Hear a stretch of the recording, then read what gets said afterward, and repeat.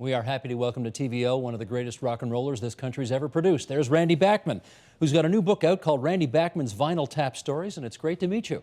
Hi, it's great to be here. I'm a fan of your show. I watch it all the time. That blows me away, I got to tell you. That blows me away. Now, and just for the record here, I did say your name correctly, right? Bachman. Yes. Because so many people want to say Bachman. Canadian is Bachman. So how come people call you Bachman? When we signed with Mercury Records in early 70s, the head of the Mercury Records in Chicago was Charlie Foch. He was German. So he put out in our bio, Bachman Turner Overdrive, he put in parentheses B-O-C-K-M-A-N-N, like Bachman, like they say it in Germany. And it stuck. And everybody called us Bachman Turner Overdrive. Okay. If I phone somebody in the States to say it's Randy Bachman, they go, who? I go, Randy Bachman. Oh, it's like ka-ching. Gotcha. And it's a difference between the Canadian and American language. We have Falcon and Falcon, Datsun and Dotson, Bachman and Bachman. Gotcha. Let's talk about 3 songs that changed your life, okay? Mm-hmm. Here we go. You and Burton Cummings hit the jackpot with These Eyes, which, as we know, cry every night for you, and you wanted to call the song These Arms. Yeah. How did These Arms become These Eyes? I had the idea to write the song waiting for my first date with a woman named Lorraine, who I later married and had 6 kids with. But this is our first date after Joni Mitchell concert where I met her at the 4D in Regina. And I go to her house to pick her up for our first date, and I put in a room like this with a couch, no TV, no radio, nothing, a plant and a radio, a plant and a piano. So I really can't play piano, but I grew up playing violin. My brother under me was given accordion lessons so he could play polkas at the family parties and weddings and Christmas things and stuff. And the accordion was too big for my brother to play like this. So I used to get him to lay down and pull it this way. And the keyboard was there, and I'd sit on his knees and yell pump, and he'd pull it. And I learned to play in the key of C, which is very easy because I could play by ear from my violin training. So I sit at the piano in the key of C. I go boom, boom, da da da da da, and I start to write this thing. These arms long to hold you, and I'm waiting for her to come down, and she's late. So I write most of the beginning of this song, and a while later I go to show it to Burton. I say this song's called These Arms, and he said, well, if we call it These Arms, there's not a logical progression. So let's start with these eyes carving it, and these arms long to hold you. And once I gave that up, we wrote that song in 10 or 15 minutes. It just came really easily. Where did bum bum ba dun dun dun dun? Where did that come from? I thought of that, but I don't know. Yeah, but where did it come from?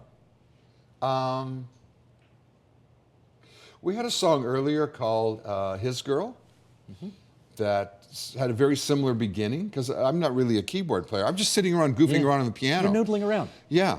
And later on, I think this might be a song, so I show it to Burton. So it had very similar beginning to His Girl, which was a hit that made the top 20 in England, that got us to England in 1967, where we went there to be the new Winnipeg Beatles, and that didn't turn out either. A lot of our things didn't turn out, so as accidents happen, I learned to roll with the punches and accept it as a greater hand manipulating me through my life, giving me songs or giving me bad times, so I would learn from them and learning experiences and not make the same mistakes again, which is what a fool does. And try not to be a fool, and just go on making the mistakes once and trying to find a pathway through this gauntlet of the music business and rock and roll. And but it starts with electric piano. Where did that come from? Well, I did it on a real piano. Burton Cummings had a little Hohner piano that we just thought to be different. We had recorded earlier on it. We had a CBC television show on the real piano. It just sounded too Liberace. With this little piano with this boom, with a little vibrato, it just was a distinctive, it was a brand new sound at that time. So when it started like that, it was like a very new piano. Like when Ray Charles had What I Say on the Wurlitzer, that go, doo, doo, it had a sound like you never heard before. You knew it was a keyboard, but it had distortion and noise, harmonics behind it and everything. So that was the little piano he played on that. Okay. Burton has, I don't have to tell you, one of the most sublime, wonderful voices of anyone, anywhere. Yeah. Don't take this the wrong way. You don't. Exactly. But I've said it. You're quoting me. Neil Young thought that was okay. Yeah. What did he tell you? Well, when we went to do that Shakin' All Over tour, we came back. Chad Allen quit the band, and I got Burton Cummings to join the band. Neil Young had left shortly after that and went to L.A. and cut the first Buffalo Springfield album with Stephen Stills and Richie Furay. And he brought back this white acetate, this album, and played it for me and Doc Steen, who was the DJ at CKRC in Winnipeg at the time. And it starts through with Stephen Stills singing his songs, and then Richie Furay, who all had great voices, and then comes this song called Out of My Mind. Out of my mind, and I just can't. And I go, who's that? Neil says, it's me singing. And I go, what, it's you singing? He said, yeah, like people like my voice. I just sing in this falsetto voice, and there's this guy out there called Bob Dylan who really can't sing either, but he writes really great lyrics, and if you can articulate your words so people can understand them, they don't really care if you have a good voice because it's a distinctive voice, it's different. So just, if you want to just sing, just write good lyrics, sing them really articulate them so people can understand them. It doesn't matter if you're a little pitchy, sharp, or flat, and put your heart and soul into it, and people will groove on it. I'm still doing that to this day. Well, you learned authenticity matters, I guess, from that. Yes, yeah. Huh. Okay, song number 2. You're listening to Bob Dylan, and he has a line in a lyric. He has a lyric in a song, "She's Come Undone." Yes. How did you hear those? I know it may be difficult to articulate this because basically you got to be inside your head. But how do you hear those 3 words and then say to yourself, "There's a song there"? Well, those words were they struck me. They really hit me. Before I had written this whole jazz progression from hanging out with Lenny Breau for 2 years, a 15, 16-year-old teenager in Winnipeg, and he taught me a lot of country guitar, a lot of rock and roll guitar, and specifically some jazz, Barney Kessel, Tal Farlow kind of stuff. So I would play this song for Burton, these series of chords progression. I wasn't quite sure of where to put the chords. It's just that one follows another, and the third follows the fourth, then you repeat them, and that's the verse kind of thing. We couldn't find lyrics to fit this. So I'm sitting, this is in Vancouver, I'm sitting there playing these chords over and over, trying to get a hook phrase to write around and put a beginning and an ending to. And I hear Bob Dylan's ballad in plain D, and out come the words, "She came undone."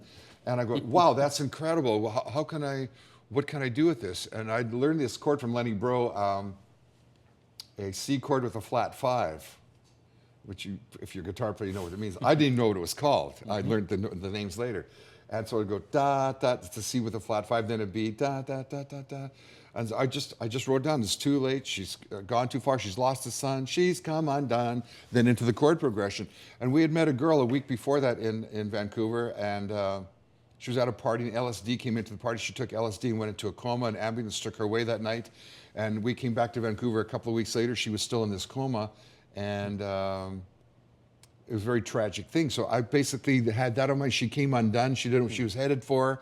When she found out the consequence, that you might never wake up if you take LSD or whatever happens. It was too late. Because I've never taken it. It was too late. That song doesn't even rhyme. It's just prose. Tells a story. The only thing that rhymes is she's lost the sun, she's come undone. The rest is she found a mountain that's far too high, and it was too late. That kind of thing. And that, when we recorded that song, Jack Richardson said that's like nothing else on the radio at the time. We're going to make it a B-side. Maybe it'll be a flip over, double A-side. And it was. We had Laughing, and they flipped it over to She's Come Undone. There's been books written about Undone now. I just read that somebody else has redone it, some new black band out of New York, and they've taken, and there's Wally Lamb wrote the book She's Come Undone and dedicated it to me and Burton Cummings in the front. It was Oprah's book of the month. And but why, okay, Undone is spelled U-N-D-O-N-E. yeah, I thought I'd spell it different. You spell U-N-D-U-N. Yeah, why? I don't know. I don't know. Be different. Okay. Actually, both of them. She's Come Undone, U-N-D-O-N-E. It's registered with SOCAN that way. I thought I just want to call it Undone. It would be really cool, like the Beatles calling it Michelle. You know what I mean? A one-word title is very memorable. Like the shortest one is If by Bread. You know what I mean? If you can get a title that's 1 or 2 letters, it's great. So I was maybe one of the first guys to take a word and bastardize it in a way, or respell it differently to be just U-N-D-U-N. Song number 3, American Woman. Again, a total fluke.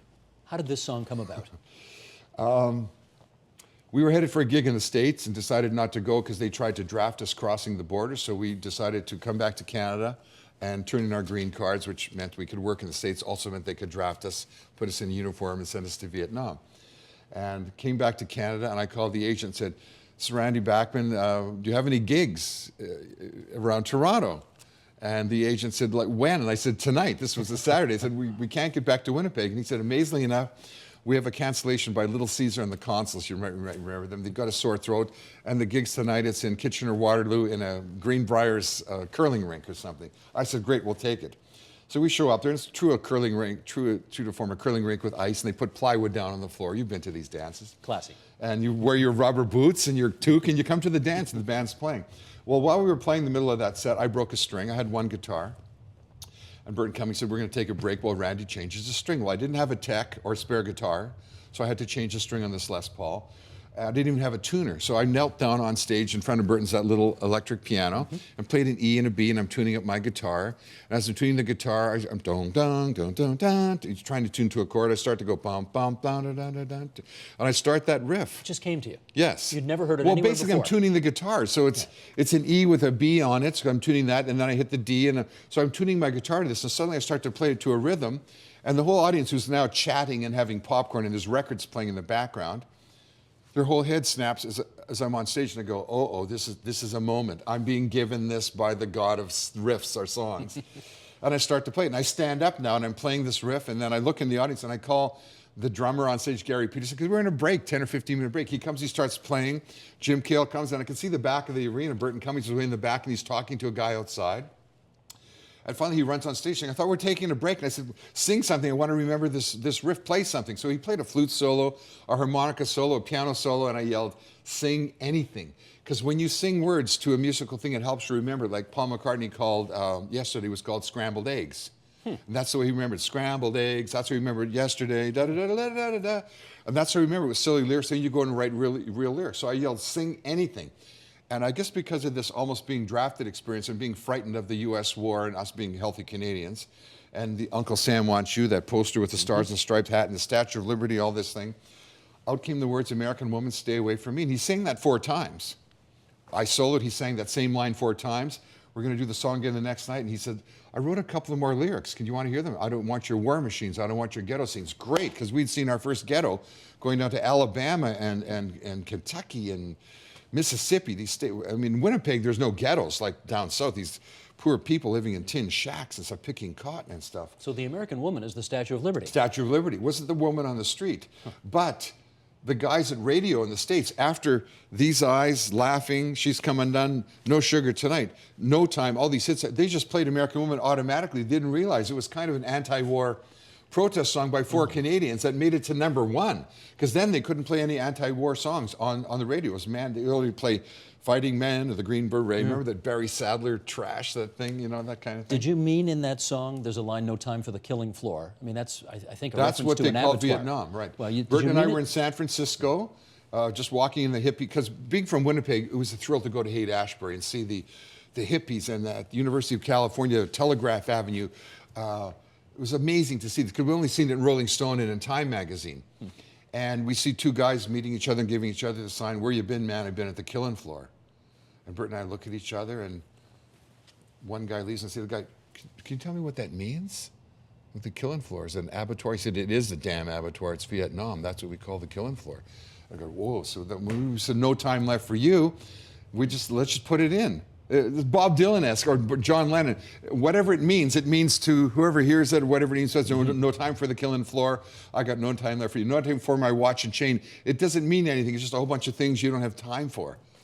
I want to quote you from the book. American Woman, you wrote, stayed at #1 for 3 weeks on the U.S. national charts in May 1970. That year, we sold more singles than any other rock act, and we sold more records than the entire Canadian recording industry combined to that point. American Woman was recently voted the greatest Canadian single of all time. I'm not surprised. Do you think Did it's I your say that? You did. That's kind of bragging. Do you think it's your best song? No, but it doesn't matter what you think. It matters what other people think. I've written the greatest songs in the world. I love them. You don't even like them. You've never heard them. Nobody cares about them. What they care about is the flukes and what resonates with them at that moment. It's all like an eBay purchase. It's the right price, I'll pay it. That's the right price, I'll sell it. Ka-ching, you've got a sale. If you're not there at the right moment, you don't buy it, they don't sell it. It's like that way with a song. I've contrived the greatest songs with the greatest chords and the greatest lyrics that I've stolen from Shelley and Shakespeare and John Lennon and John Denver, whoever and Dylan, and nobody likes it. It's pieces put together that I think are so wonderful.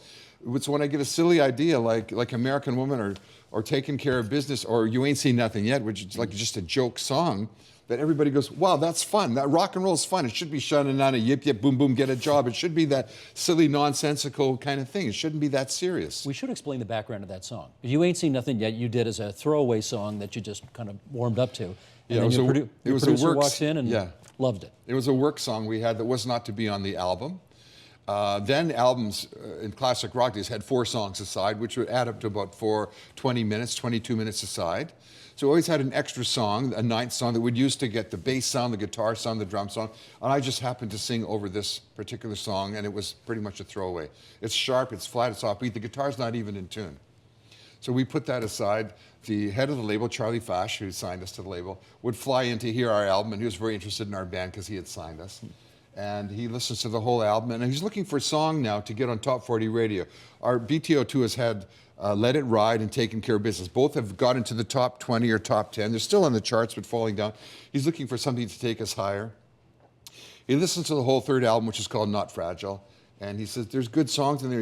You're starting this new kind of music, it's heavy kind of rock kind of thing. You're starting this new genre here, which is really good.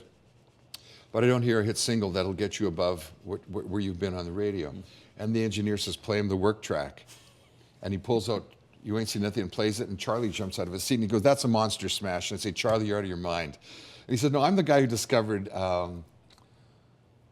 for Patti Page, Tennessee Waltz for Patti Page. I discovered Maggie May for Rod Stewart. It was a B-side. I discovered Hey Baby for Bruce Chanel. Believe me, this is a hit. I said, let me fix it. He said, there's nothing to fix. It's a hit. I said, it's out of tune. He said, nobody cares. When you stutter on it. And I stutter on it because I was teasing my brother. And I was only going to mix 1 copy and send it to my brother as the ultimate, because we grew up playing pranks and tricks on each other. And he put it on the album. So that's the first B2 album with the extra song, the 9th song. So I had to put the 5 shorter songs on one side, because we're talking vinyl, and the 4 longer ones on that side. And it came out and started to get airplay, and he said, I want to release it as a single. And I said, oh man, it's going to be the end of the band. He said, trust me, this will be your career song. He released it. It went to #1 in 22 or 23 countries. It was just recently voted the best stuttering song of all time by the American Stuttering Association. Is that right? I got an email from over Benny and the Jets and My Generation, and it listed all the songs, and they said the reason this song, they thought it was the best because it was about a real person, and it wasn't making fun. It was just, it was really a brother to brother kind of thing. And when that came out, my brother stopped stuttering. Last question, Randy. How about this for a rock and roll band? You, Meatloaf, Lil Wayne, Avril Lavigne. I'm there. We'll call you the September 27th. Yeah. You guys all have the same birthday. We do. You ever worked with any of those guys? I work with Meatloaf quite a few times. Yeah. I have the same attorney as my same accountant as Avril Lavigne. I hope to meet her one day. She was just in Toronto, but I couldn't get there that night. To say, we're twins. I was just born ahead of you. I was the firstborn twin. You were the second. But I've done shows with Meatloaf over the years, and it's really weird to walk in a dressing room and say, hi, Meat. Do you know what I mean? Call him Meat, do you? Yeah, I call him Meat. What else are you going to call him? Mr. Loaf? Yeah, you call him Marvin. That's his name, No. Marvin. I said, hi, Meat. He said, hi. I mean, he was sitting there looking. He was in shorts. It was New Year's Eve. We're playing in Edmonton at the university or something. And I go in the dressing room. He's sitting there in little shorts. And he's like, this guy is Meat. And I say, hi, Meat. And he says, hi. And he puts on his clothes and goes out and does his Paradise by the Dashboard Lights. And then I did my little shtick. But, yeah. Randy, I can't remember the last time I smiled so much during an interview. This was an absolute delight. For me, Thank too. you very much for Thank you. coming in and doing this. Great. Thank you.